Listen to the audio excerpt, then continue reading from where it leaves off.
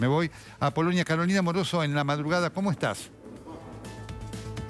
¿Cómo estás, Nelson? Te escuchaba muy, pero muy atentamente y nosotros estamos en Polonia, uno de esos puntos donde se expresa la tragedia humanitaria, ¿no? Porque rápidamente, y es sumamente interesante escuchar a lo largo del día en la pantalla de TN a muchísimos analistas hablar del conflicto geopolítico, de los perfiles de los líderes, de cómo está reaccionando Volodymyr Zelensky, de cómo se produce esta avanzada por parte de Vladimir Putin, pero lo cierto es que esto tiene un costado humano, tiene esencialmente aquí, en este país, que además no solo comparte frontera, comparte cultura en común, comparte una historia. La gente aquí en Polonia, y yo estoy en Rzeszów, que es una ciudad que queda casi sobre la frontera, o muy cerca de la frontera, la gente, Nelson, siente esto como propio. Nosotros tenemos miedo, el miedo que ellos tienen. Mira, hoy mostrábamos la imagen de una mamá que venía con la caja de peluches de sus bebés, de sus chiquitos, para traerle a los chiquitos ucranianos que vienen en los trenes. Esta estación de tren, ahora son la 1 de la madrugada, hace mucho rato que ya no ha llegado ningún tren proveniente de Ucrania, pero durante las horas tempranas del día o de la tarde, esto casi parece un centro de refugiados en sí mismo, de tantas personas que vienen desesperadas.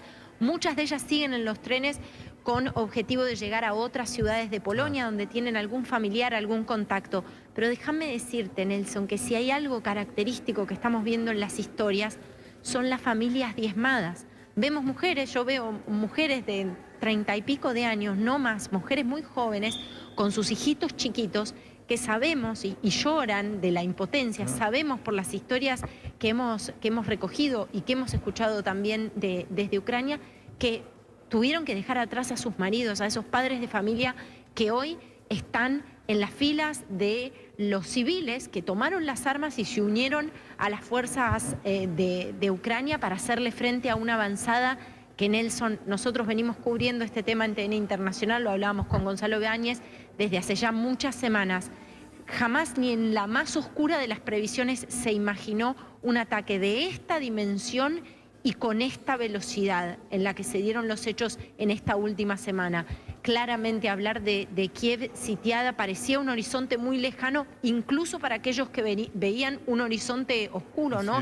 Hablábamos con un analista político en Kiev que en ese momento le parecía que el conflicto iba a quedar mucho más circunscripto a la ya latente tensión en la zona del Donbass, y fíjate, hoy están cavando trincheras, están haciéndole frente a la avanzada rusa y básicamente en una situación de zozobra, desesperación y de no ver claridad con respecto a las próximas horas, Nelson, a las próximas horas. Es muy impactante lo que contás y precisamente ese es el valor de tu presencia allí, tu trabajo estupendo que venimos siguiendo a lo largo de estas horas, porque es solamente el trabajo periodístico el que permite dar la dimensión humana de esto, Carolina. Es decir, todo lo otro lo vamos a estar analizando, lo geopolítico y demás, digamos, es parte del análisis. Nadie de los que tome decisiones va a perder su familia, sus hijos, su posición económica y demás. Vos estás allí reflejando la pérdida irreparable, porque inclusive para la gente que sobreviva, volver a rehacer su vida va a ser algo titánico. Así que es clave esto que vos estás transmitiendo en forma impactante con todo el equipo de TN, allí en esa zona tan caliente y tan representativa de lo que está pasando en el lugar. Mira, además, Nelson, yo te sumo algo. Quizás por una cuestión generacional, hay mucha gente que tiene nuestras edades, no las de los integrantes de este equipo, y mucha de esta gente pensaba que una realidad como esta era parte de la historia, parte de la historia que le habían contado sus abuelos, sus padres, parte de las vivencias de generaciones pasadas. Y hoy les toca protagonizar, vivir, o mejor dicho, padecer un drama similar a ellos, con lo traumático que es. Hemos intentado, por supuesto, dialogar. Vos has visto lo que ha sido la cobertura en horas de la tarde. Recogimos testimonios realmente conmovedores, pero hay mucha gente que parece estar en estado de shock, Nelson, francamente, que ni siquiera nos puede responder si quiere o no hablar porque están en estado de shock. Esa es la realidad, están en estado de shock. Carolina, este es un punto, insisto, clave, porque se están hablando de las consecuencias económicas y no de lo que representa humanamente. Primero esto de las familias que se desmembran y salen. Ahora, después la capacidad que tienen los lugares para, digamos, acoger a semejante cantidad de refugiados, porque lo que vos estás allí registrando es como una cabeza de playa de lo que podría ocurrir. Te pregunto, ¿qué se dice, qué estás viendo vos en cuanto a la circunstancia de darle cabida a tantos refugiados que van a venir con una oleada imparable? Mira, por lo pronto hay 8 centros de los que tenemos conocimiento en los puntos fronterizos de Polonia. Fíjate vos, se hablaba de más de 50.000 personas desplazados hacia países limítrofes de Ucrania en menos de 48 horas o en 48 horas. Hoy ya se habla de 100.000 aquí en Polonia y más. Hay estimaciones mucho más altas que eso. Claro, obviamente los números no se actualizan, los números oficiales no se actualizan a la velocidad del drama que estamos viendo y de un país que se está desangrando. Pero fíjate vos la magnitud y lo que están creciendo incluso esas estimaciones conservadoras con respecto a la dimensión del drama humanitario. Hoy veníamos en la autopista, nosotros veníamos desde Varsovia. Primero ya se empiezan a registrar aquí en Polonia, en las estaciones de servicio más cercanas a la zona de frontera, había faltantes de nafta, ¿no? De la cantidad de gente que está circulando. En Ucrania sabemos que hay colas de hasta 30 kilómetros y que la gente, si se queda sin nafta, porque el problema del combustible es realmente muy serio, emprende camino de a pie para cruzar la frontera hacia este lado. Lo cierto, Nelson, es que cuando veníamos en esta autopista vemos realmente una fila muy, muy larga de camiones atrás y luego los volvimos a ver adelante nuestro. Los camiones pertenecen a una suerte de defensa civil de aquí que llevaba insumos. Se veía por una de las insignias que parte de los insumos eran insumos médicos. Realmente el Estado aquí está movilizando todo lo que puede hacia esta zona, porque además te voy a decir algo. Aquí había un operativo que nosotros mostramos en horas de la tarde.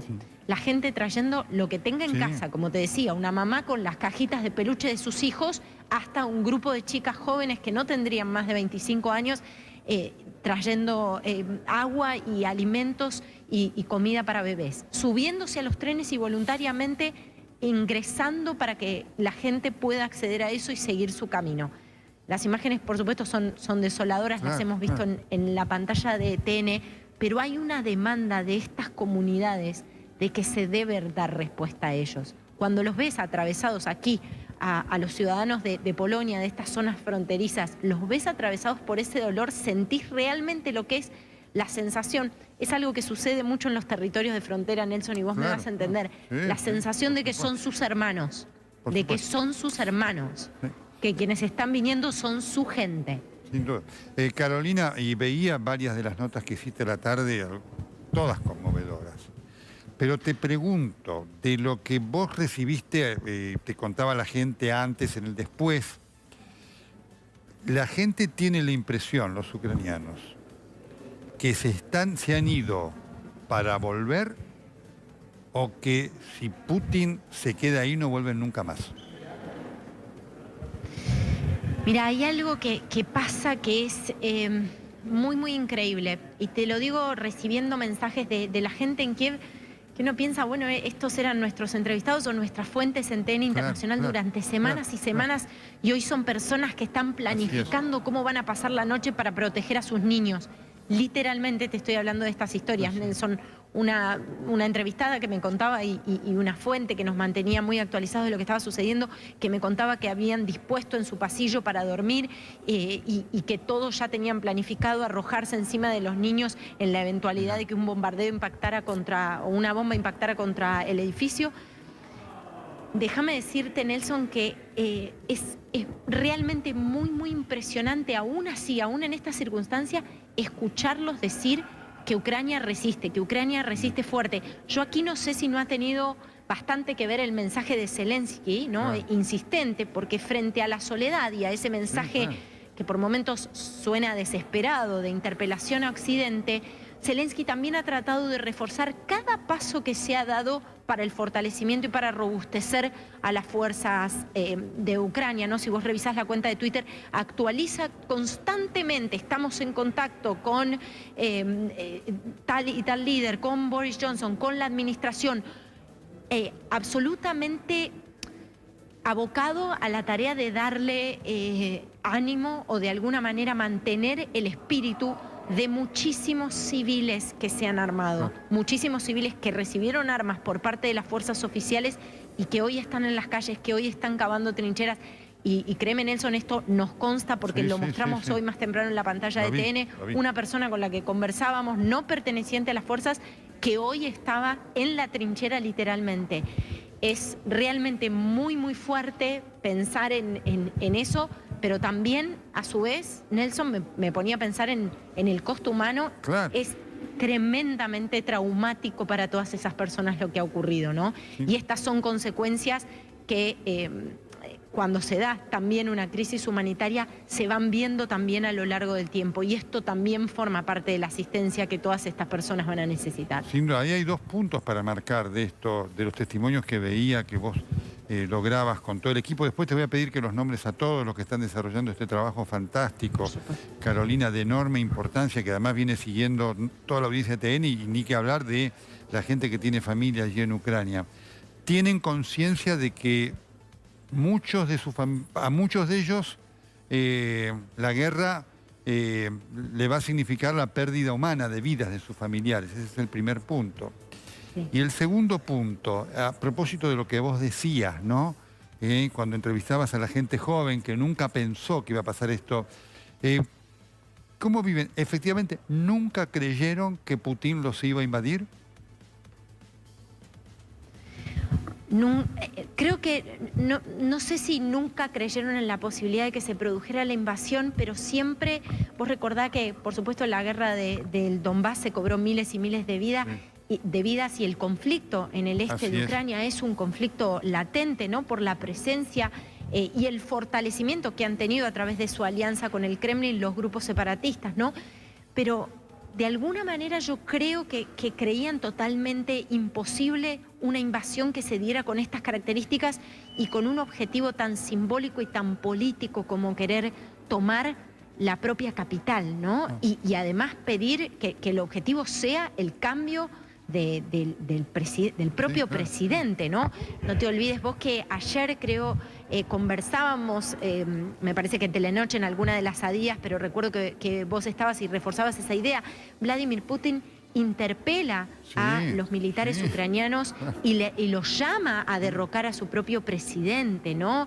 De alguna manera diciéndoles que con ellos el diálogo iba a ser posible, ¿no? Porque claramente están cortadas todas las vías de diálogo, ¿no? Más allá de que, por supuesto, hay versiones, pero nada se puede decir a esta hora cuando el avance sigue siendo realmente muy, muy impresionante y muy vertiginoso.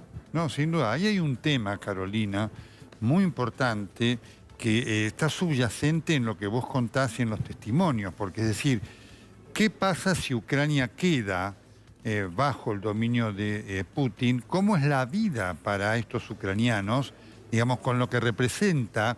Porque esto que vos marcaste y venías cubriendo, y por supuesto para la mayoría de la gente queda muy lejos, ¿no? Este conflicto allí en la zona del Donbass, ¿no es cierto?, entre Donetsk, Lugansk y los ucranianos, ha sido internamente muy fuerte, porque la relación, es decir, vos sabés que a mí me ha tocado hablar con prorrusos que viven en Buenos Aires, y el apoyo hacia Putin que tienen es fenomenal. Entonces, ahí la pregunta que no sé qué te responden es decir, porque la guerra un día va a terminar, y si Putin se queda, volverán a una Ucrania con otro patrón de vida social, cultural y política. Es un tema muy delicado también, ¿no?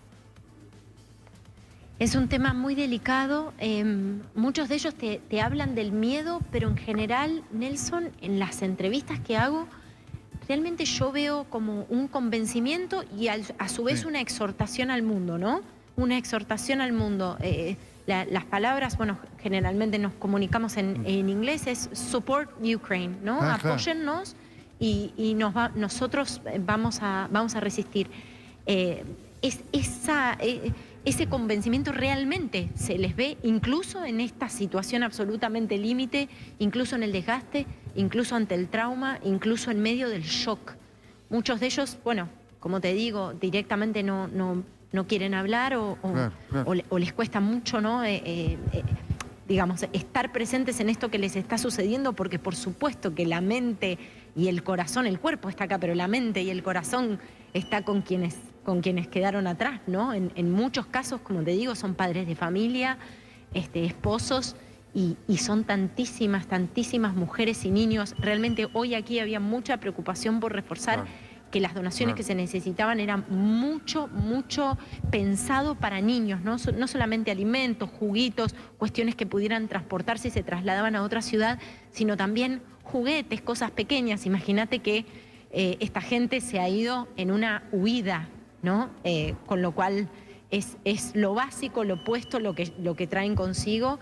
Y por supuesto una angustia que no parece tener fin, ¿no? Te estamos escuchando con muchísima atención. Están ya en nuestros estudios el ex canciller Jorge Forí, nuestra corresponsal en los Estados Unidos, Nieves Uberbulde. Y quiero incorporarlos a la charla porque seguramente ellos también tienen preguntas. Embajador Forí, un gusto tenerlo aquí, y seguramente usted también querrá hacerle alguna consulta a Carolina Moroso, nuestra enviada especial allí en la zona de la frontera. Bien. Adelante, canciller, adelante, embajador. Si usted desea hacer una pregunta a Carolina... Sí, a ver, ¿cómo cree ella que va a evolucionar la situación en las próximas 72 horas? Porque hay distintas percepciones si estamos llegando o no a una estabilización del conflicto, como lo vemos en pantalla, pero con una puerta hacia negociaciones. Es difícil responder eso a esta hora porque, bueno, tenemos testimonios disímiles en ese sentido o informaciones cruzadas, porque si hay algo que yo quiero reforzar, y disculpen si no puedo ser quizás categórica en la respuesta, es, al menos en el seguimiento que hemos hecho, ustedes harán el análisis y tenés realmente a muchos expertos, Nelson, para indagar. Pero Jorge, para responder a su pregunta, si hay algo que le da dificultad a la cobertura periodística de un conflicto de estas características, es que también se ha tratado de una guerra de narrativas. Primero la narrativa de Putin de decir, bueno, de decirle al mundo, reivindico la independencia de Donetsk y Lugansk para así construir o legitimar, entre comillas, o lo que él creía que era legitimar una invasión a Ucrania. Luego, por supuesto, la avanzada y la manera de estigmatizar, hablar de desnazificar a Ucrania con todo lo que eso trae, ¿no? Con su connotación histórica. Y realmente ha habido mucha circulación de información de un lado y del otro que hay que chequear de manera muy exhaustiva, porque la narrativa, la comunicación, por supuesto, también es una parte importante y es otro escenario donde se dirimen las disputas entre estos líderes. Quiero decir que uno habla con gente en Ucrania que hoy está en las trincheras y aseguran que ellos les están dando pelea. Tienen fe de que la resistencia puede ser victoriosa. Pero por supuesto, la verdad es que miramos el mapa, vemos lo que ha sucedido, vemos también lo tremendo que ha sido en cuanto a su velocidad, la manera en la que fue sitiada Kiev, y es difícil entender, ¿no? Cómo continúa esa resistencia, ¿no? Nieves. Sí, hola Caro, qué gusto saludarte. Una pregunta que me da curiosidad es cómo está jugando la desinformación en la población allí, porque en estos días la mayoría de los videos y fotos, imágenes que levantan las agencias de noticias o canales de televisión son videos tomados por la gente, por personas comunes, y eso da lugar a la desinformación, campañas que ya vimos que implementó Rusia en estos días. Entonces, ¿cómo afecta a la población esa confusión, me imagino? Vos sabés que algunos hasta te preguntan, bueno, ¿y dónde te estás informando? O te pasan... Hay algo que sucedió mucho con esta cobertura, a vos, Nieves, también te debe pasar que te llegan ya referencias puntuales de cuentas, por ejemplo, de redes sociales verificadas, de periodistas que están dando cuenta de los hechos y que dan cuenta del carácter fidedigno de una u otra imagen, ¿no? Está empezando a pasar eso, ¿no? Casi con sello personal, ¿no? El editor, entre comillas, responsable de la información, de las imágenes o de los videos que están circulando. Pero es realmente muy difícil. Incluso conversaba o contaba Nacho Otero hace unos días atrás que había circulando una imagen que realmente era muy impactante, pero bueno, tenía que ver con lo que había sucedido también en Ucrania, pero hace 8 años atrás, ¿no? Realmente es muy, muy importante en este caso en particular entender bien quién está detrás de la producción de las imágenes, de dónde proviene la información y quién está detrás, en el caso de que sean plataformas de medios, de eso, porque también hay un aparato de propaganda gigante, ¿no?, por parte de Rusia, y eso es sabido en todos los casos, ¿no?, con toda la información que tiene que ver con Rusia. Carolina, los refugiados que estás viendo, ¿es gente de todas las edades o hay predominio de grupos más jóvenes o de personas mayores? ¿Hay alguna característica identificatoria o, digamos, es pareja en todos los grupos etarios? Bueno, hay gente de todas las edades. Yo lo que he visto en los últimos días, y me parece que tiene que ver, puntualmente hoy que estuvimos aquí, lo que he visto, y creo que tiene que ver con que han sido quienes quisieron quedarse hasta el final, hasta la última instancia que pudieron estar. Se ven muchos estudiantes. De hecho, en una sala al lado de donde nosotros estamos, casualmente hay mucha gente joven durmiendo, se ven muchos estudiantes. Se ven también algunas personas mayores que no quisieron dejar atrás sus casas, y se ven sobre todas las cosas, y esta sí es una postal que hemos visto repetida y seguramente deben tener la imagen de lo que captamos esta tarde con uno de los trenes que llegaba. La imagen repetida son madres jóvenes con niños muy pequeños, muy, muy pequeños. Esa es una imagen que se repite. Ayer, o mejor dicho hoy, en realidad estoy diciendo ayer porque ya estamos hablando sí, claro, del día que pasó, pero estamos en la madrugada aquí en Polonia. Pero hace horas atrás, una de las primeras familias con las que nos topamos en una estación de servicio tenían un bebé que te diría, Nelson, no pasaría los 6-7 meses. Y también en la huida se fueron días atrás de Kiev, dijeron vamos a tomar, fíjate vos, ¿no?, que tampoco tenían total dimensión de lo que podía pasar, porque el hombre que hablaba conmigo, la mujer estaba realmente muy choqueada, no quería hablar, pero el padre de familia sí quiso hablar, y me dijo, bueno, decidimos tomarnos un descanso, irnos de Kiev por unos días, ver qué pasaba. Fíjate lo inimaginable que resultaba para ellos lo que pasó hoy. Y con ese mismo plan y con la poca ropa que llevaban encima, tuvieron que emprender la huida aquí a Polonia, y se estaban por ir a otra ciudad cercana donde los esperaba un amigo por un par de días, y después a construir un destino inimaginado, ¿no? Porque toda esa gente tenía un plan, una proyección de vida, una casa, un trabajo, y Dios sabe qué será de eso, ¿no? Carolina Amoroso, desde Polonia. Carolina, es estupendo el trabajo. ¿Quiénes están contigo? Voy a nombrar al equipo. Venite, Gonza, que vos podés venir. Gonzalo Báñez, productor de TN Internacional. Gonza, bueno.